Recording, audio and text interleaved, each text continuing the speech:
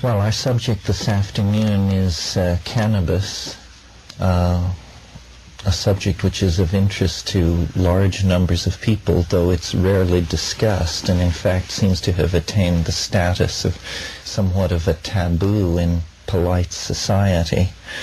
My interest in it is intense and lifelong, I must say. I remember when I first encountered it, within a few minutes of my first exposure to it, I realized that I was going to be able to self-medicate myself to normalcy. I was, as an adolescent, what's called a nervous child, and sort of had a personal style that was very hard driving and, I'm told, fairly abrasive. And it really came with the force of a revelation that the mere smoking of a small amount of vegetable material could completely invert the structures of my personality and socialize me, as it were, into a reasonably functioning member of the community in which I found myself. I first encountered cannabis in Berkeley in this Easter vacation of 1965, and it took a couple or three exposures to it before I really sorted out what it was doing for me. And I brought to it all the programming that my middle-class straight parents had given me concerning the subject, that this was the weed of death, that the road to hell was paved with this particular substance. But I also had been exposed to some of the literature of the Beat generation, the writings of Allen Ginsberg, Jack Kerouac, and some of those people. And within just a few months, I had integrated it into my lifestyle as really the central practice of my life. And it has remained so up until just 2 or 3 months ago, when, under the pressure of my apparently dissolving marriage, I stopped smoking in order to see, really, what sort of effect it would have. I was in the sort of absurd position of being in psychotherapy with a woman who I respected very much and who seemed to be a very skilled psychotherapist, except that she had no sophistication whatsoever about cannabis. And the therapeutic process kept looping back to the issue of my cannabis ingestion. And she would ask me, well, now, how many times a day do you do this? I would say 10 to 14. And she would say, and how many years have you been doing this? Well, 25, 26, 27. And finally I saw that it was impeding the therapeutic process, not in its physical effects, but in its effects on her attitude toward me. So I determined simply to stop in order to remove this issue from the menu of issues that we were dealing with in this therapeutic process. And I'm happy to report that though I was at that time the heaviest and most continuous cannabis user I have ever known or heard of, it was no big deal. I simply stopped smoking it and took up reading in the evenings, and it seemed to have no impact on my psychological organization at all, except that I must say my dream life became considerably more interesting in the wake of that decision. And over the years in my traveling, when there have been times when for just a few days my access to cannabis was interrupted, I noticed this same phenomenon, that in the absence of cannabis, the dream life seems to become much richer. This causes me to sort of form a theory, just for my own edification, that cannabis must in some sense thin the boundary between the conscious and unconscious mind. And I sort of imagine the unconscious as a system under hydraulic pressure. And if you smoke cannabis, the energy which would normally be channeled into dreams is instead manifest in the reveries of the cannabis intoxication. The reason that I've smoked it so assiduously over the years is very simply that it seems to dissolve a local and personalistic perspective. If I don't smoke cannabis, I worry about balancing my checkbook, the state of my immediate short-term career concerns. In other words, all the anxieties of the petty bourgeois pour in to claim my attention. If, on the other hand, I avail myself of cannabis, I'm able to rove and scan through a vast intellectual world that is composed of all the books I've ever read, all the people I've ever known, all the places I've ever been, in no particular order. And what I really value about cannabis is the way in which it allows one to be taken by surprise by unexpected ideas. In the absence of cannabis, my creativity is a kind of brick by brick, linear extrapolation of certain concerns based on what I've just read or heard in conversation. If, on the other hand, I smoke cannabis, I can go in one moment from thinking about Goethe's color theory to, in the next moment, puzzling over a particular instance in Mayan historiography, or, the examples are endless. And I think that my experience is generalizable, specifically by looking at, for instance, the architectural and art historical motifs of areas of the world where cannabis has been institutionalized for thousands of years. What we call Oriental extravagance is in fact the patina of design motifs and literary conventions that have been laid over ordinary experience in places like Bengal, the Punjab, and across the Middle East. Islam is a civilization, to my mind, largely, though perhaps unconsciously, under the influence of the visions and the attitudes imparted by hashish. When I attempt to analyze in the broadest sense the influence that cannabis has on myself and on large groups of people who use it, it is that it seems to exert a kind of feminizing influence. It's a boundary-dissolving drug, but a very gentle boundary-dissolving drug.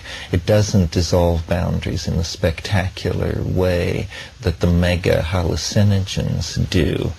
Of all the drugs that have been used by mankind over the centuries, I would venture to argue that cannabis is the most benign.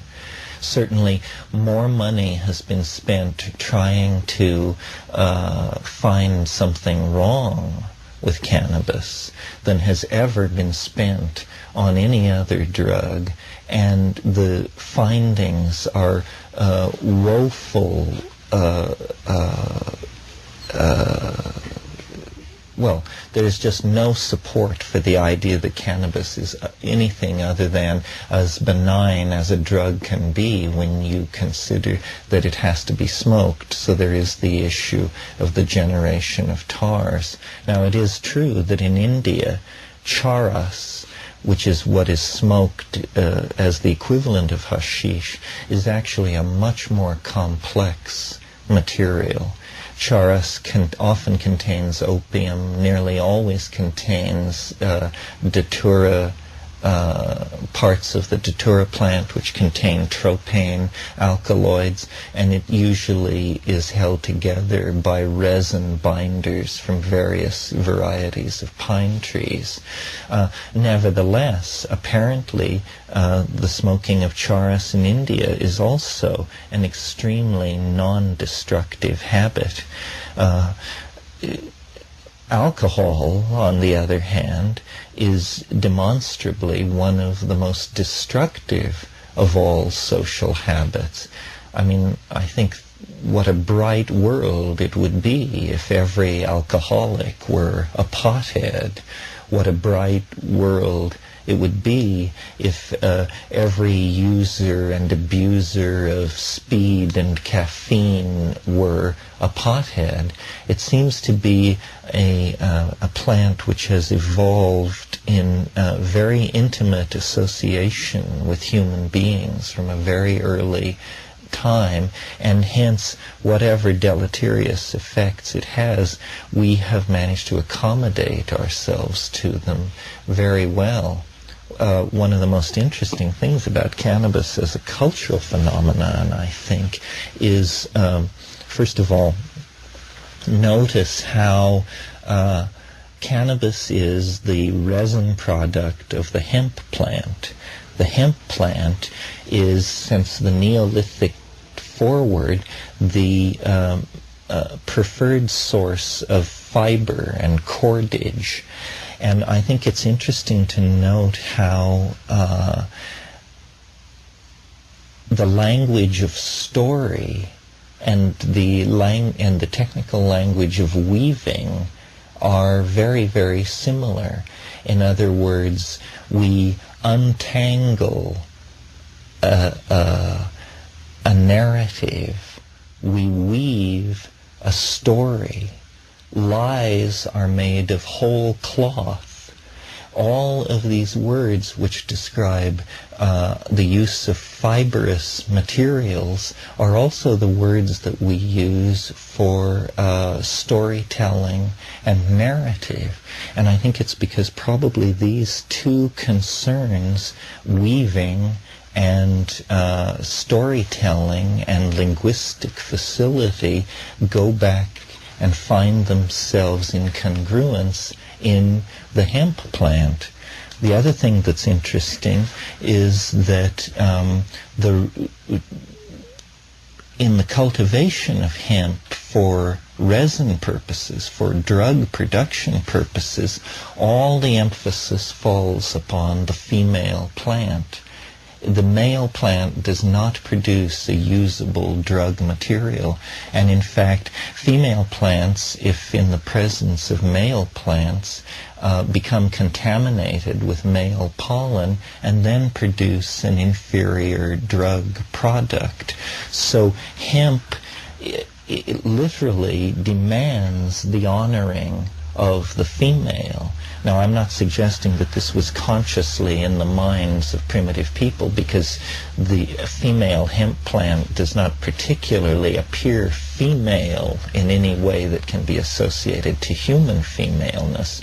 But it is nevertheless true that hemp plants come in two very distinct forms, and we now know that one of these forms is the expression of the male plant, the other is the expression of the female plant. So waves of Gailanic resurgence that have been coming and going since the Neolithic seem to me in many cases to carry along as one of the appurtenances of the Gailanic sensibility devotion to this particular drug and this particular plant above all others. Anybody want to jump in here? Well, only a small question to start with. Since the leaves of the male plant do have a pharmacological effect, I just wondered if you had anything to say on your experience of comparing the effects of the two.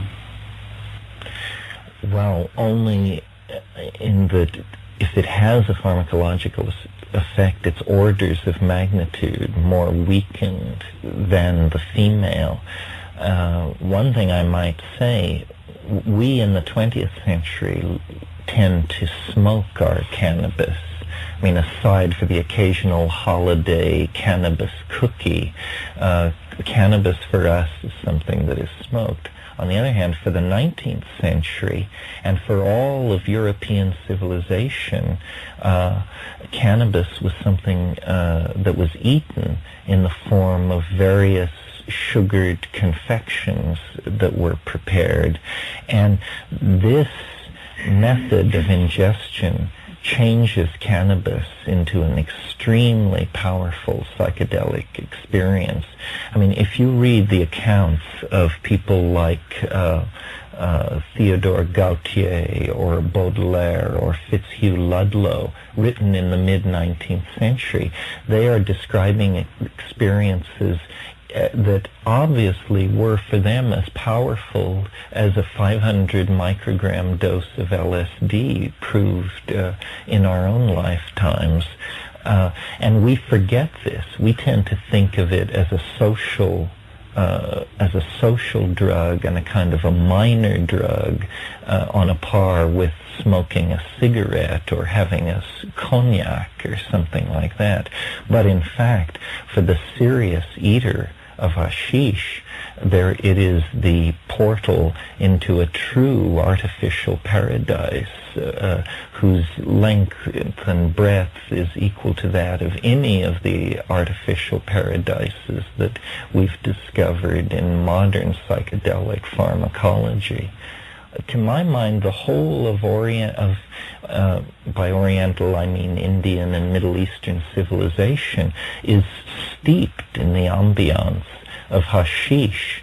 I mean, the Mosque of Omar, for example, is a beautiful example of the aesthetic of hashish at work, or Jama Masjid in Delhi, or the interiors of the mosques of Isfahan. This ideal of sensual beauty, of the richness of abstract design and vaulting spaces and vast concourses of polished marble and travertine, these seem to be the motifs of hashish in the same way that the Gothic vision of black ocean waters sucking at haunted islands is a part of the repertoire of the opium vision that so entranced the Romantic poets. Hashish, cannabis, has an ambiance of its own. It has a morphogenetic field, and if you enter into that morphogenetic field, you enter into an androgynous, softened, abstract, colorful, and extraordinarily beautiful world. And in our own time, it seems to me the intense hatred and of hashish and the efforts to eradicate it that reach hysterical proportions in our own country have nothing to do with the pharmacological impact of the drug or any deleterious effect that it might be perceived to have, but rather it is sensed as the carrier of a different set of cultural values, which I would broadly describe as Gaian or Gailanic or feminizing or androgynous, and that this is what really brings the opprobrium of the dominator society upon it. It is profoundly disloyal to the values of modern industrialism, where, for instance, a drug like caffeine, exemplified in coffee and tea, has been made very welcome in those same societies. I mean, no other drug other than caffeine has ever been written into the industrial contracts of workers as an inalienable right, and yet in the coffee break we encounter contractually defined rights to drug use that seem to work in favor of both manager and worker. Cannabis is very different. It promotes a dreaminess. It promotes an abiding in the imagination that is the stuff of romantic poetry rather than the stuff of the modern assembly line. And I've used it that way as a tool for creativity. I mean, it's incredible how just a few puffs of cannabis can carry you over a creative problem or a block in seeing a particular problem, so that suddenly the perspective shifts and what was previously occluded becomes patently obvious. So I think that there's a great argument for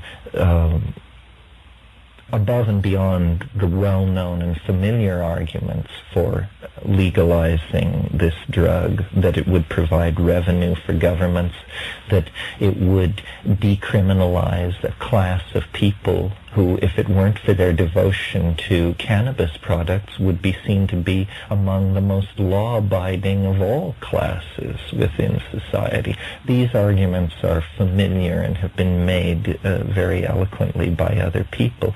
But behind that, there's a deeper issue, which is the zeitgeist, if you will, of cannabis, which carries a certain implied danger to establishment values, which put such a premium on clear-eyed hard work and Presbyterian rectitude.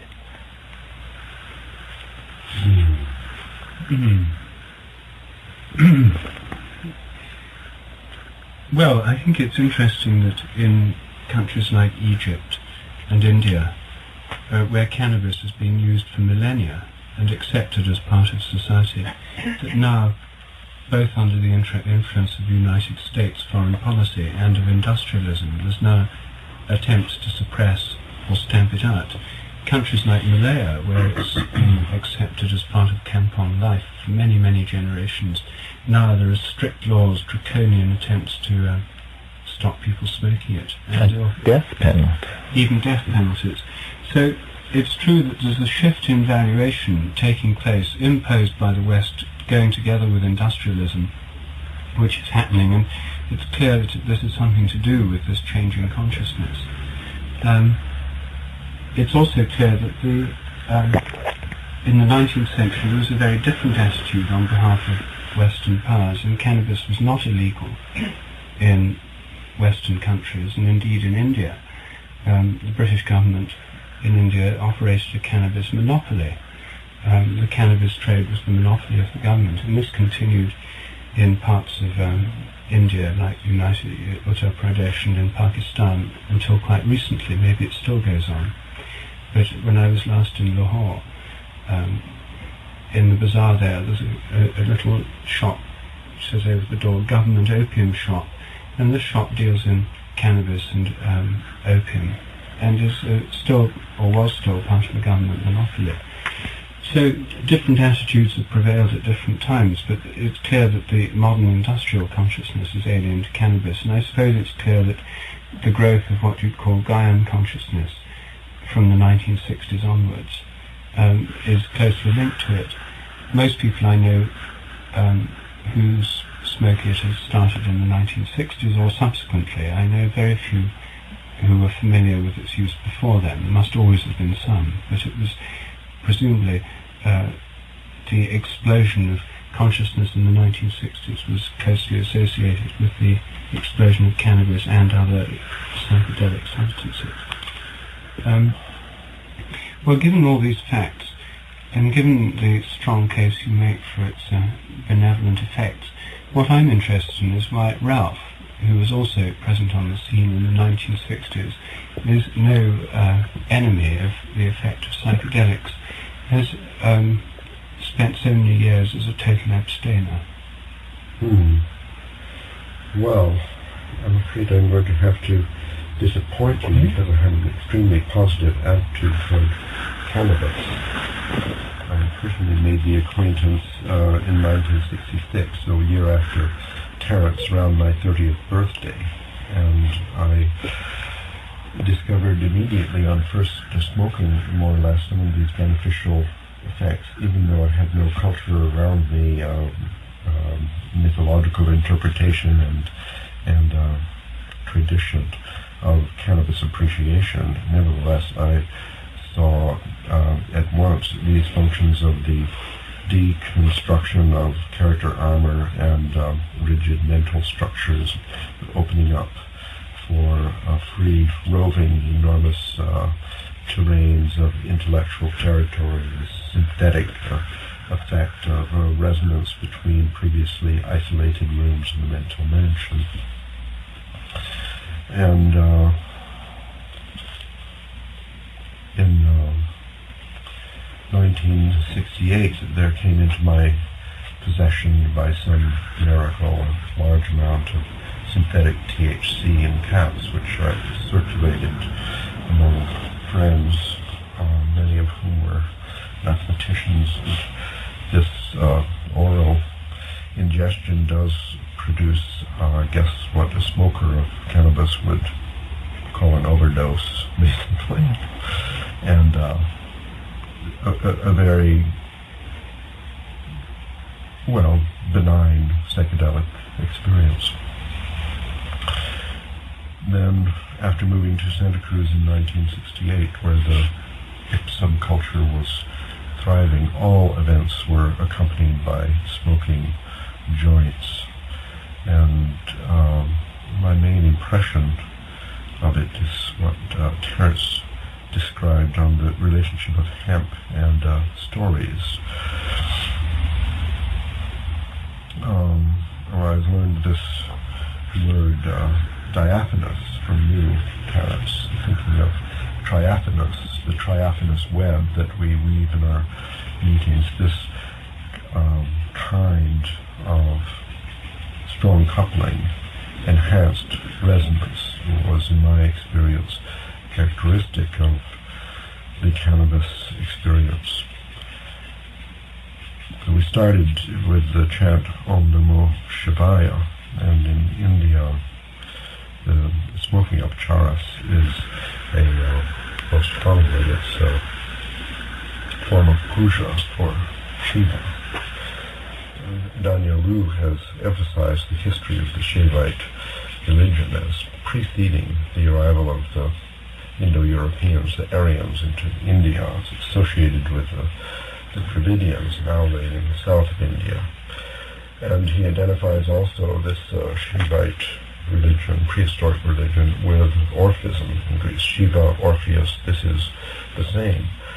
So the association of cannabis and Gyrony, I think, is a very reasonable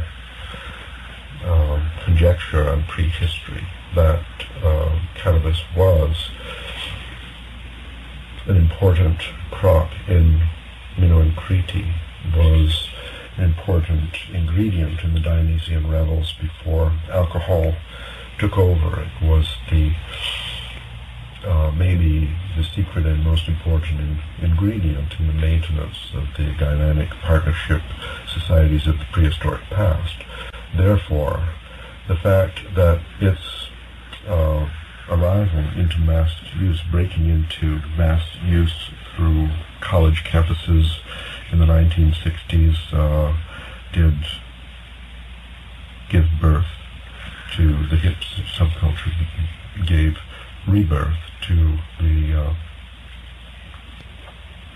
galenic resurgence wave, yet another galenic resurgence wave in the 60s. So this is the pretty powerful benefit for the argument in favor of the free availability of cannabis in a society. It has beneficial effects, which are not only a little bit beneficial, as, for example, creativity, enhanced health, or something like that. It aids the diaphanous web, the communication, the empathy, the appreciation for another view, the possibility of resonance between one's ideas and other ideas, opening up creativity on the scale of cultural evolution in personal relationship, the way in which sexual experience is enhanced, for example, the aphrodisiac effect of cannabis in the right dose. Just one example of its overall synthetic role. It is medicine for cultural evolution, and that's my experience. But if you want to know why I stopped, I think, well, during the time that I did make friends with cannabis, I was also doing LSD a lot, and then mushrooms a lot, and other psychedelics and so on. So it was like sort of a package deal. I found it convenient finally to experience with the other side, an alternate behavior in which there would be a focusing on a tiny point of consciousness to a kind of focus and concentration maintained over a long period of time, which brought its own benefit, another kind of benefit.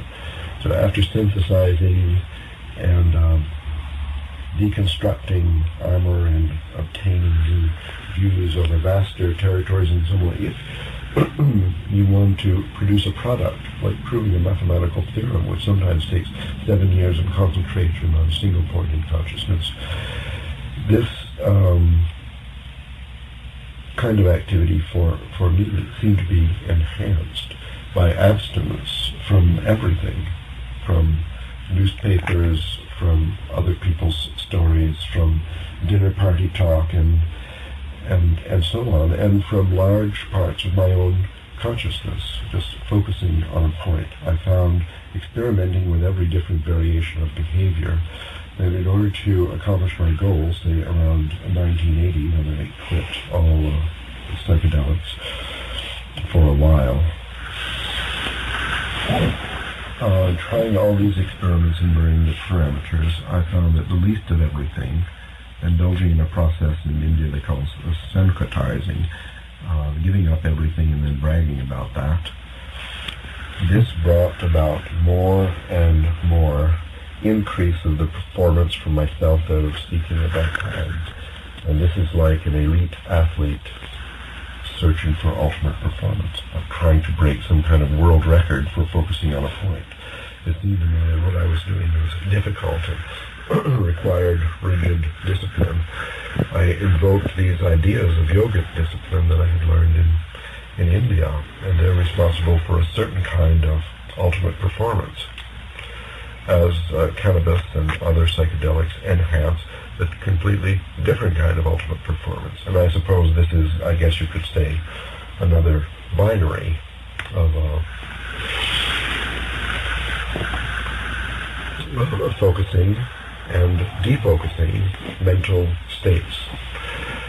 In my current state, now more than 10 years old, I realize is approaching the breaking point, and soon it may be necessary for me to relax on a fairly massive scale in order to regain novelty in my approach.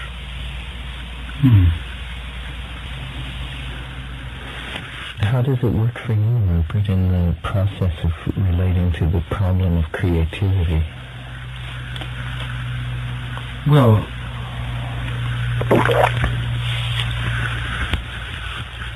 I think there are two things I'd say. One is that it seems to create a much greater sense of ability to concentrate. So contrary to your experience that concentration is easier without it, I found that one of the effects is a greatly enhanced ability to concentrate, whether it's listening to music, to concentrate on the music and not be distracted by other things, or whether it's reading something and thinking about the ideas and following a chain of thought to try to concentrate on that, or a line of exploration and conversation, or in writing to concentrate on the flow of thought and onto the expression of the words and the way in which the language can express the idea, the tremendous concentration that's required in writing something, at least which I find is necessary for writing books, or thinking out the structure of a chapter or of an argument.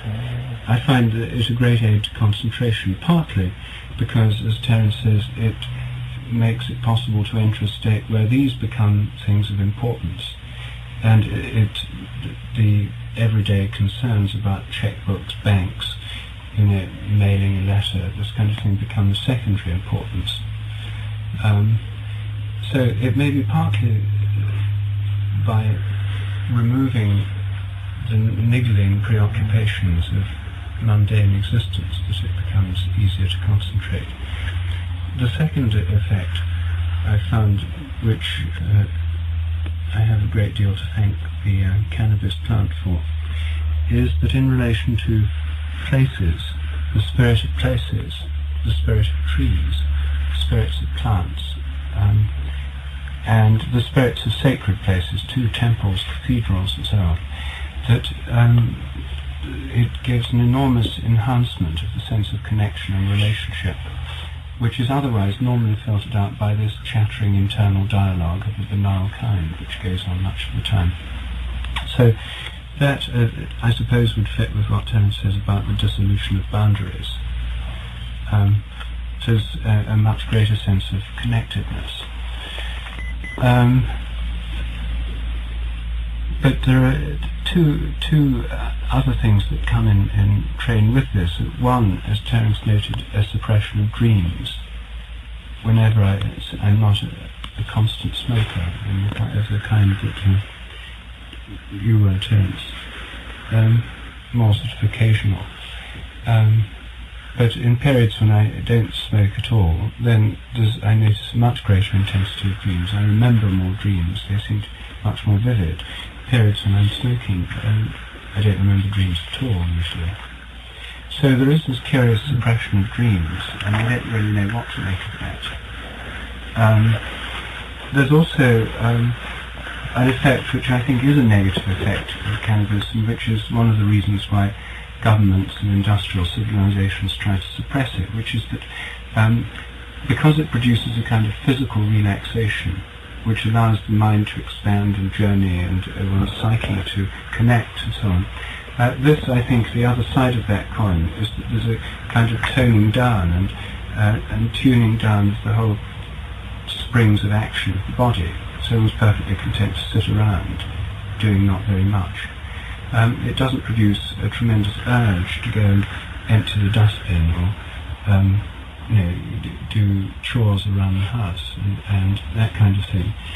And indeed it's this kind of activity which is easily identified by external observers as physical laziness, which is the reason for its bad reputation in countries where it's habitually used. And in Kashmir, for example, I was staying in Srinagar at one stage, and I had an agricultural project in Srinagar, and I was staying with a friend who was studying Kashmiri Shaivism. So I had my job, and then I was staying with this fellow, and we were talking about this. And he said, well, have you ever been to one of these shrines where, Sufi shrines, durgas, where cannabis smoking is tolerated, it's part of the standard pattern of society, but where you see why there is a negative image of this, hashish smoking in such societies, which you also get in Egypt and so on. I mean, some of the middle-class image of cannabis smoking in India and in Malaya and elsewhere is a bit like the middle-class image of winos and methylated spirit drinkers and so on in the West. We went to the shrine, which was the shrine of a Sufi saint, and attached to it was a smoking room, and this room was full of people smoking hashish, sitting around the walls, and there was a place there where you could buy it. So we sat down and had a puff, and it was a dreadful revelation to me when the man sitting next to me spoke to me in Urdu, and he'd got bleary eyes, he'd got several days' growth of stubble, he was in ragged, smelly clothes. He pulled out a picture of himself, a kind of identity card thing, himself smart in a uniform, said, "I used to be a bus driver until I started smoking. Now look at me. That's what it's done to me," he said as he took another puff. "I've lost my family. I've lost everything." And so there was a kind of the negative, the shadow side of it, which I saw then more clearly than ever before or since, which certainly fitted with what rather prim middle-class people in Malaya and India and in other Oriental countries had told me about its habitual usages, which made it clear how it could accumulate this negative image, how it could cause alarm in people who don't want the habit to spread in modern, efficient industrial societies. And this is certainly associated in my own experience with the fact that the mental expansion is bought at the price of a certain physical lethargy. So I wonder if that's been your experience. Actually, it hasn't. I'm interested in the question. It has to be said that cannabis is chemically complicated.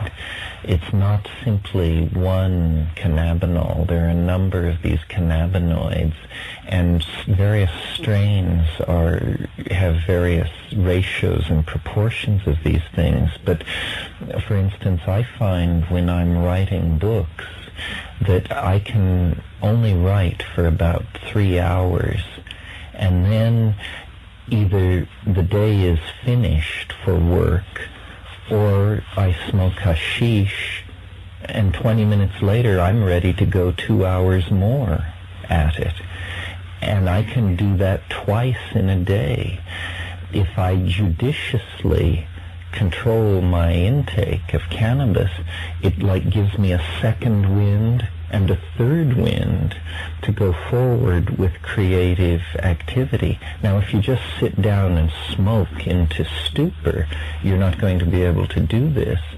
But if you just stop this now tiresome and boring activity and have a couple of puffs, and then you sit and you have a few interesting thoughts, and you feel completely revitalized and able to go back to it. And I've noticed this not only with creative work, but with physical work. For instance, if I'm stacking wood, I'll stack half a cord of wood, and then I'll either think, well, I'll finish stacking it tomorrow, and then I'll go in and smoke some cannabis. And a half hour later I'll say, well, why wait till tomorrow? I'll just go and finish it right now.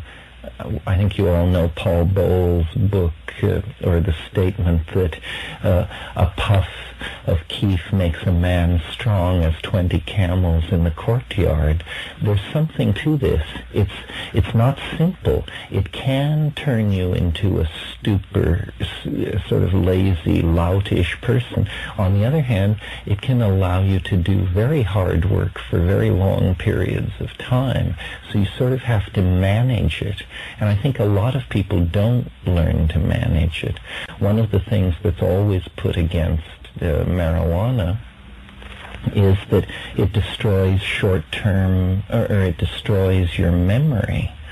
Well, I dare say I have a prodigious memory, and I'm the heaviest smoker I've ever known, and my memory for dates, names of painters, writers, literary and scientific minutiae, odd vocabularies in specialized areas is very great, and I don't credit cannabis with that, but I certainly can't believe that it has damaged my ability to do this. Now, it is true that sometimes in a conversation you will lose your thread, but on the other hand, it gives you an equal power to brilliantly fake the situation and to pick up the thread and re-stitch together the narrative. The other point I might make that we haven't mentioned yet, or 2 points actually, is that I think it gives an extraordinary verbal facility. And this is actually what won me to it in the first place.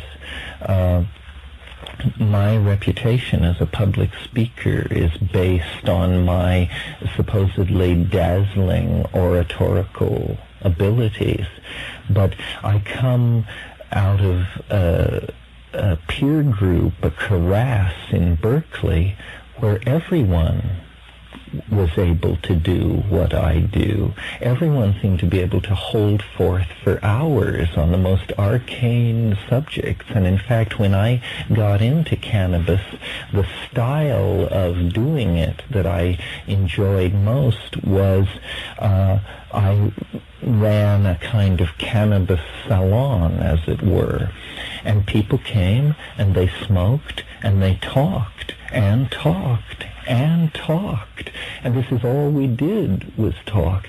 And no recordings exist of that era, but I believe that the conversation was brilliant, wide-ranging, prescient, to the point, and extraordinarily creative and capable of astonishing.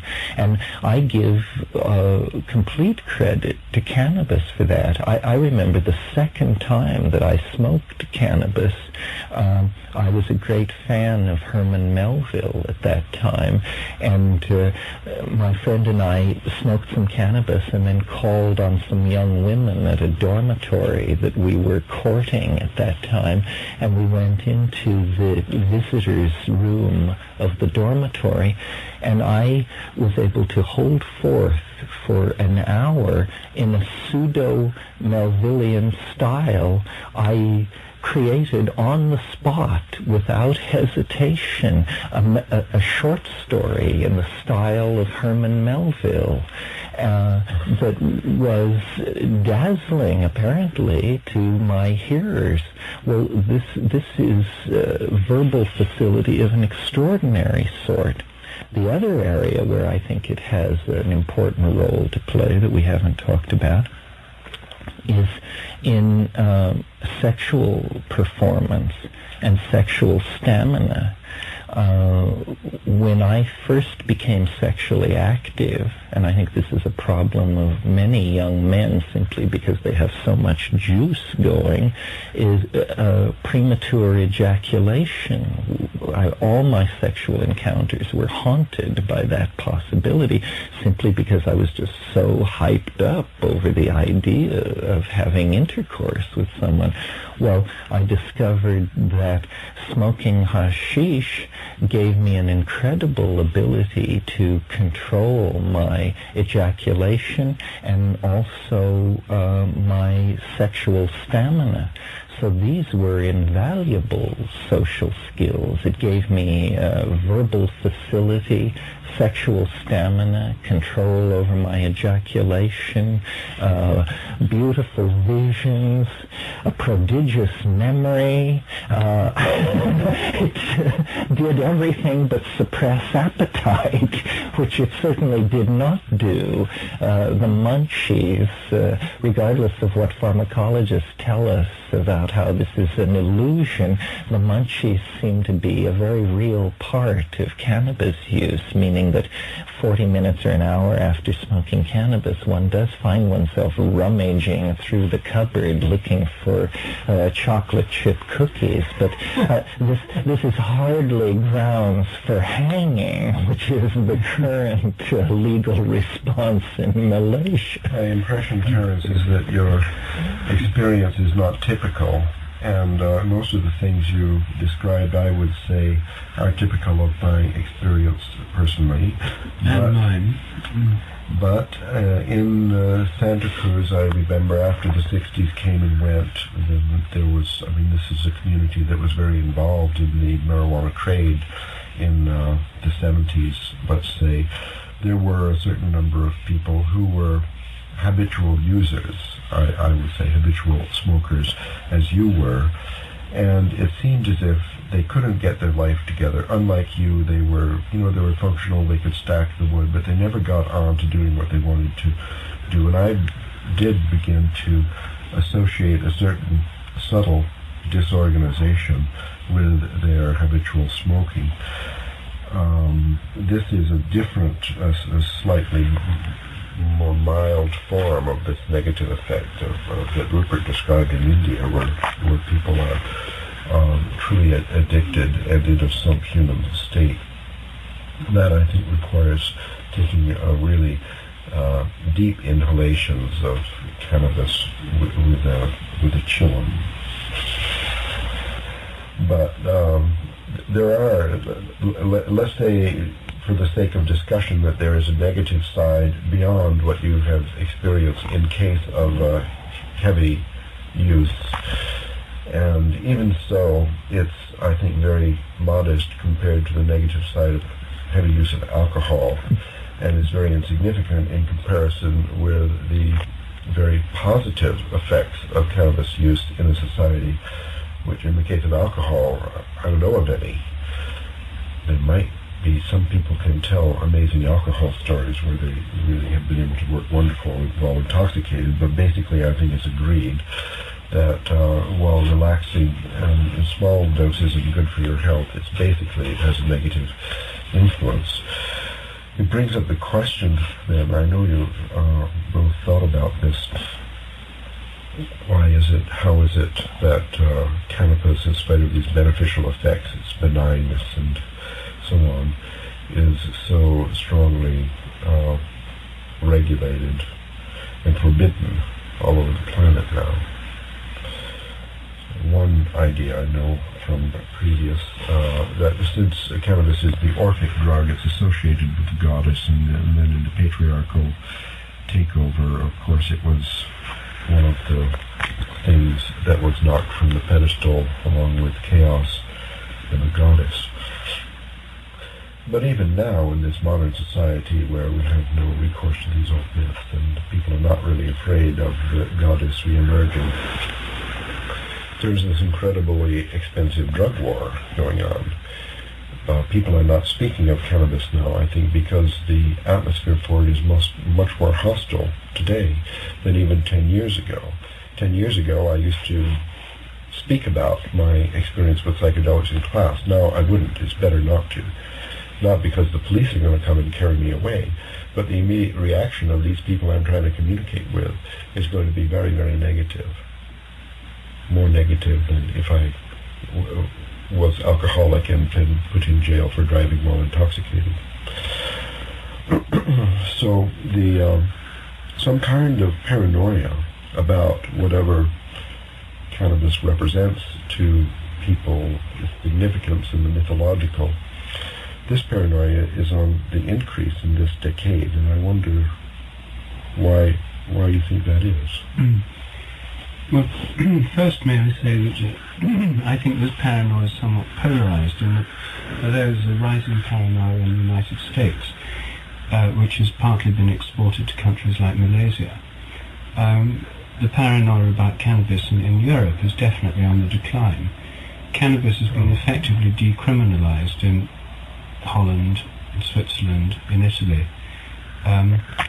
Even in Britain, even in the Thatcher regime, there was an article recently in the newspapers saying that something like 90% of the people the police catch with small amounts of cannabis are now let off with a caution, not even fined.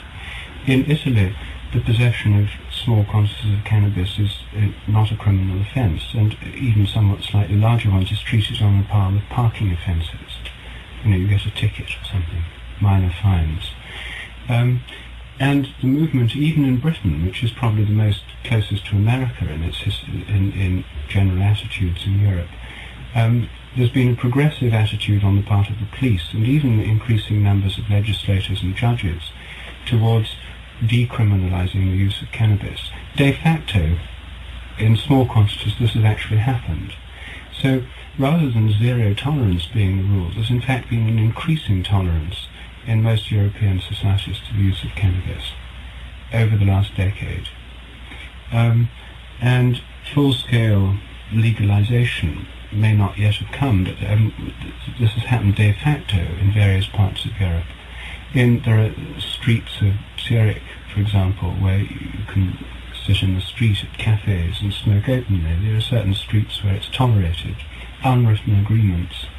There are parts of Amsterdam where it's sold over the counter in cafes, even advertised, different brands of it. There are cards up with prices on public display. So there has been a countervailing move in Europe, and so it's not as if this hysteria is gripped everywhere equally.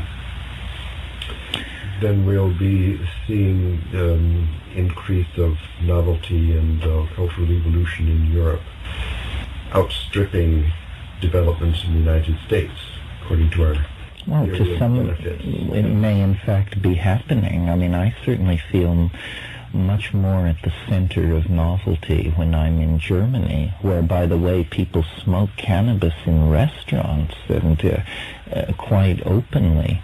The United States seems to be on a kind of fundamentalist religious bender that and its attitude toward women's reproductive rights and drugs and all these things that is making us a kind of pariah in the first world. I mean, we represent values which are incomprehensible to educated Europeans.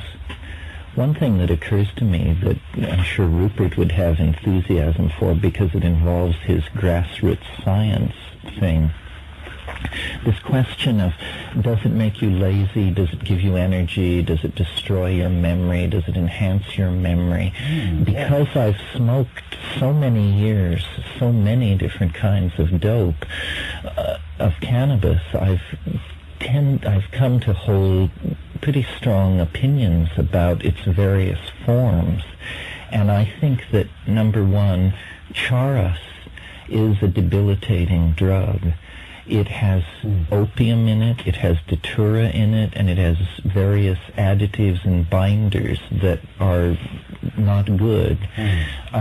Marijuana, which is how most Americans smoke their cannabis, involves the incineration of too much inert vegetable material, so that you are getting pesticide residues, carbon monoxide, tars. All of these things are complicating the question of what does cannabis do. To my mind, the true test of whether or not cannabis is what the pharmacological effects of cannabis are, we should almost restrict our discussion to high-grade Lebanese hashish, which is truly nothing but the compressed resin of the female cannabis plant. And that's the classical hashish of the Arab, and that's what I prefer and feel almost to be a different drug from both Mexican marijuana and Pakistani or Indian hashish. Those things do carry detrimental qualities that are not present in the pure, for instance, 3 Lion or so-called red Lebanese hashish. That's the hashish that we want. That's the cannabis product that I would feel is the one that everyone should smoke before they judge or form a strong opinion about what cannabis can do.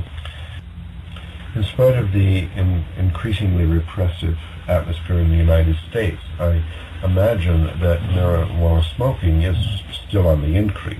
I mean, it's very widely used, at least secretly. They claim not, but There's a decrease slow, in slight. tonnage.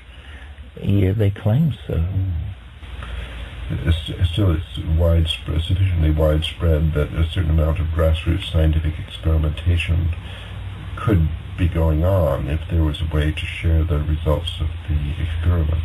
Yes, this is something that grassroots, no pun intended, grassroots science could tell us, is the relative benignity of various forms of hashish or of cannabis. Indeed, yes. I mean, this would be a fairly easy project to carry out. I mean, assuming people had access to supplies of which they could compare. There used to be testing labs available. I don't know if there still are on the streets in Berkeley or San Francisco, for example. You could take your specimen of hashish and find out if it was opiated or not. Yes, that is a simple test, but questions about tars, pesticide residues, carbon monoxide output, various methods of smoking. You'd have to have a revival of kitchen chemistry, as it were. Right.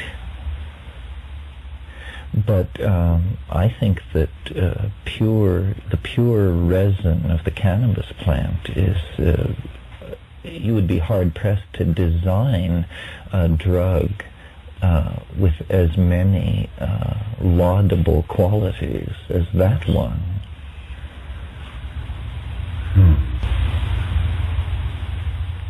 So then perhaps we should consider what would happen if the trend that's happening in Europe anyway continues, if cannabis is actually legalized, which is, as I say, it's already de facto legalized in parts of Germany, Switzerland, Italy, even to a limited extent in Britain.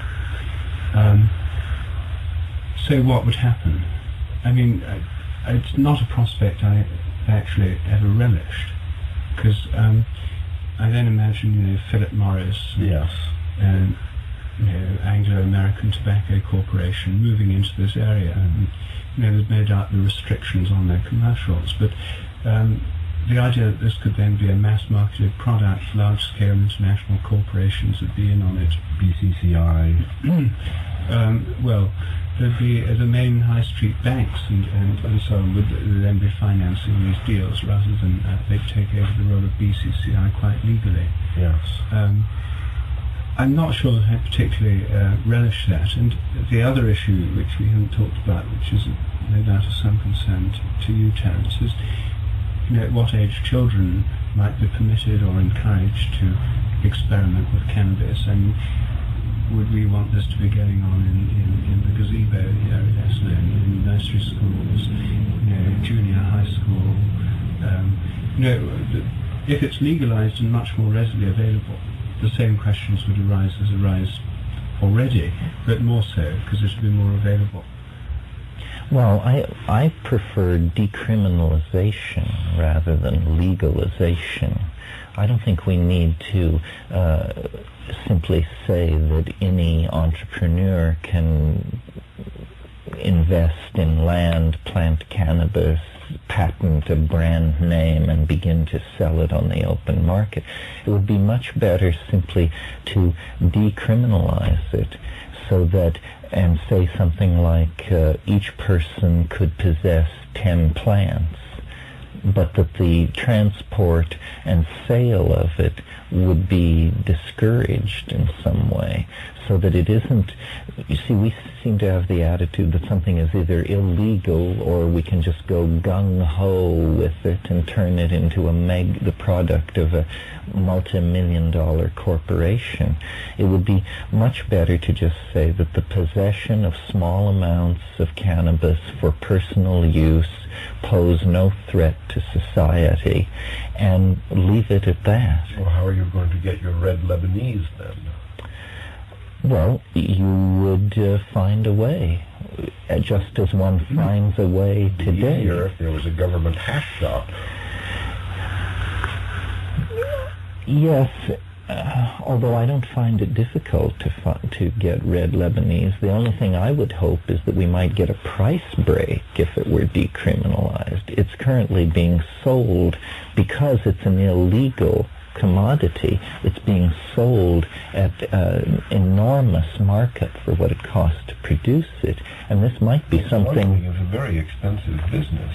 Well, but why we have legal alcohol and so many other things? Why not simply legal so there can be shops, there can be huge industries, and there can be gourmet growers using special methods and... Like wine, you mean? Like wine, exactly. Well, but then you have these problems which Rupert is pointing out, that once more it's handed over to Madison Avenue to be turned into something where they can't simply say it's available to those who want it. Well, people living in downtown New York City are not going to be able to grow 8 or 10 plants themselves.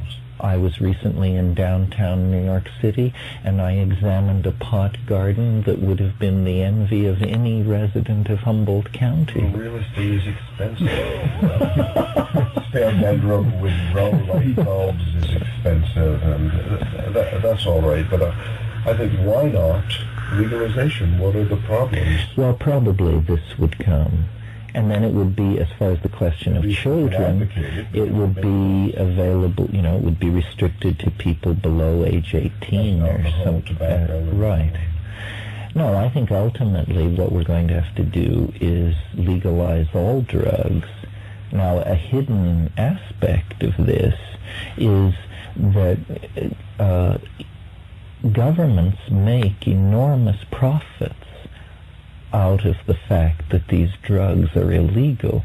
A harmless drug like cannabis, the interdiction, eradication, and the mafias which move it are all spun into government policy. I mean, governments have always been, and continue to this day to be, the major purveyors of drugs worldwide. So really, another factor mitigating the drive to legalize cannabis is where then would the CIA obtain, it would eat into its ability to finance the various rebel armies, front organizations. Yes, but what other way? I mean, for instance, when the mullahs took over in Iran and gained control of the Iranian opium trade, the CIA turned to cocaine and brought on the crack epidemic of the 1980s. So governments will turn to, would the government then create new synthetic drugs like ice and then peddle them to the public? Without doubt. Well, this is just something to realize, that governments, you see, doing that anyway, wrap themselves in a mantle of righteousness and tell us just say no. But in fact, governments are making millions off the illicit, billions off the illicit drug trade. The entire Mujahideen resistance to the Soviet occupation of Afghanistan was financed with the connivance of the CIA. Hashish was being unloaded on the docks of San Francisco in broad daylight by the metric ton at the height of the Afghan war. We've never been able to get Afghani hash of such quality as we were able to get during the period when the CIA was keen that we buy it so that they could finance the armed resistance to the Soviet occupation. And the day the Russians left, the hashish market in Northern California collapsed catastrophically and has never been able to build itself back to previous levels. Well, Jones said, the more it's organized, the easier it is to steal. See, the more substances are controlled, the more shadow space there is for shadow governments, CIAs, mafias, and so on, to operate in the dark. So it's better to let go on all these fronts. And it's happening in Europe, especially, I think, it's much more significant, the decriminalization of heroin. There in these same parks in Switzerland, you see people sharing needles and so on. I think that's a very courageous experiment, and we'll get to see the results, and eventually perhaps it will spread to the United States. But you wouldn't suggest that we make heroin so legal that you can flip open Time magazine to a color ad that says, "What's missing in your life?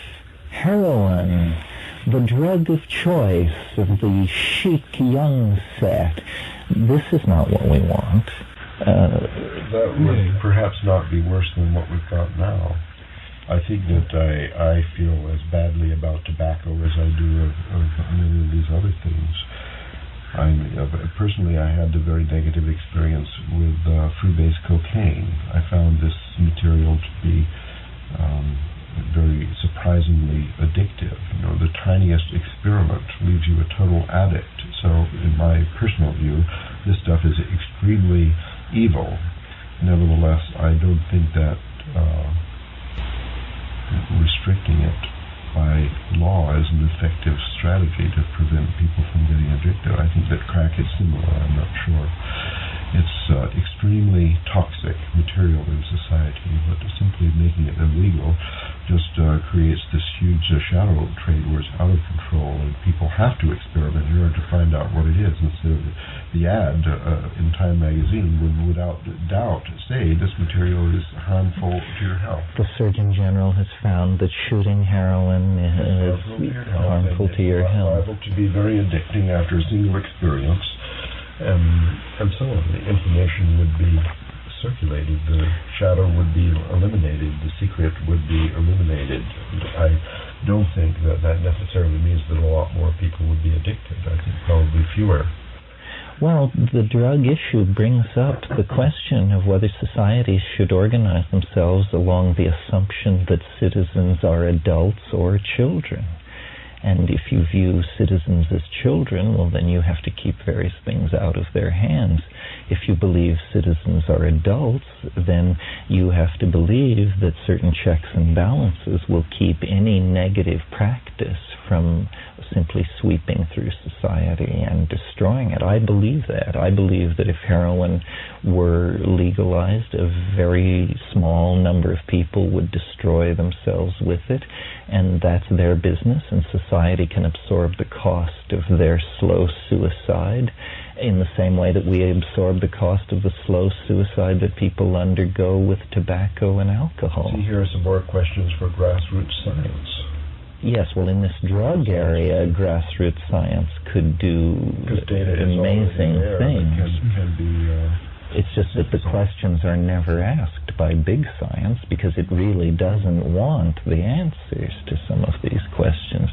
To my mind, the life, liberty, and pursuit of happiness clause of the United States Bill of Rights, if it means anything, it must mean the right to experiment with psychoactive drugs as you personally see fit. What does pursuit of happiness mean otherwise? Nevertheless, there are these enormous and growing problems of cocaine and heroin abuse. Are problems that no one seems to have an answer to, and which seems to be far worse than problems in the past. Well, I think it's a red herring. I think that if governments would stop dealing these drugs, these problems would disappear. I mean, the entire... The mafia and the General Noriegas and the Medellin cartels of this world, I think could carry on perfectly well without the help of the CIA. Yes. I think if the CIA told them that they would be highly at risk if they disobeyed orders, and that a directive had just come down from the top that this was no longer going to be tolerated. I mean, much of the American cocaine comes in on Air Force planes.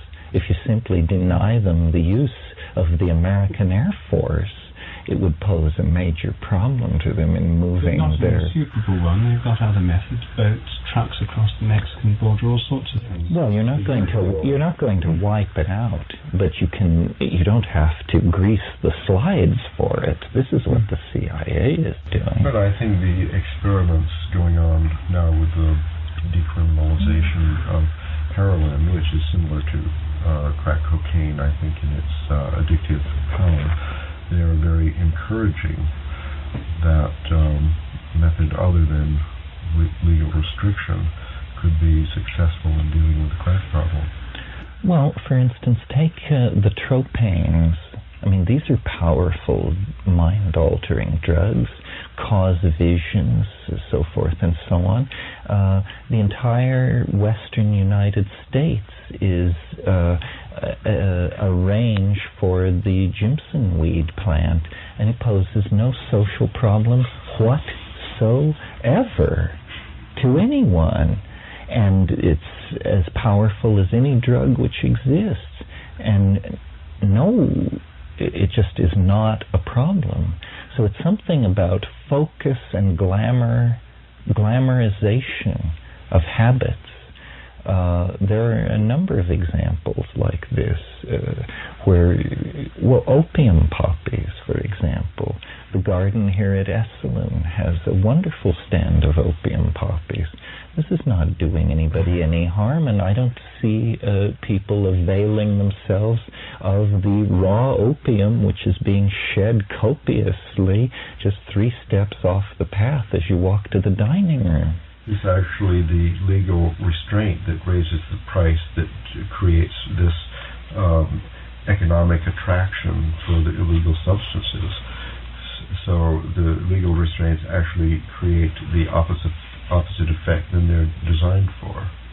Yes, hemp was a major crop in this country up until the 1930s, and it was not discontinued because of the drug potential, but because it posed problems for those corporate entities which had huge holdings in forest timber that they planned to turn into paper, and the DuPont Chemical Corporation and Standard Oil, which wanted lubricants and high petrol distillates to come from petroleum rather than from a biological source.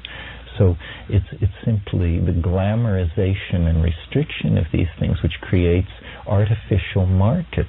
I mean, airplane glue is an excellent example here. Airplane glue costs $1.29 a tube.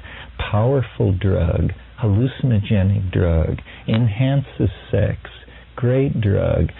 Only mad people avail themselves of airplane glue. If you were to drop the price of crack cocaine to $1.29 a gram, you wouldn't see people driving around in their Maseratis with crack cocaine crumbs in with airplane glue in their beards. No, it would be viewed as so déclassé that no respectable person would get near it. Well, now that we've got the legalization of cannabis and probably other things, and the resurrection of the hemp industry worldwide, how can we bring this to a conclusion? Well, I think you just did, Ralph. There you have it. Part of the pursuit of human freedom, part of citizenship and responsible adulthood and responsible government means live and let live. This is a philosophy of which we hear far too little. Somebody is always trying to mess with somebody else's life, their sex life, their drug habits, their political stances, so forth and so on. Long live Orphism. Hear, hear. Here. Boom, Shiva, boom, Shankar. Okay, gang.